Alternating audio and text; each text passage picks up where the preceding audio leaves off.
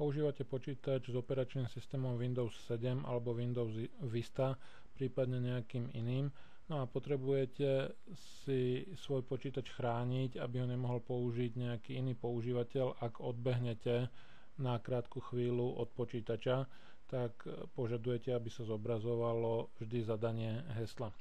Na pracovnú plochu kliknite pravým tlačidlom myši a zvoľte príkaz prispôsobiť. V dolnej časti okna prispôsobiť kliknite na šetriť obrazovky.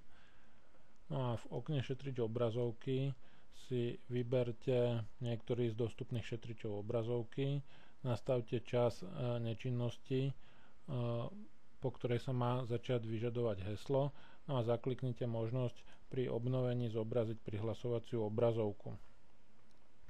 Kliknutím na tlačidlo použiť a OK sa aktivuje požiadavka zadania hesla na prihlasovacej obrazovke, ak s počítačom nebudete pracovať 9 minút.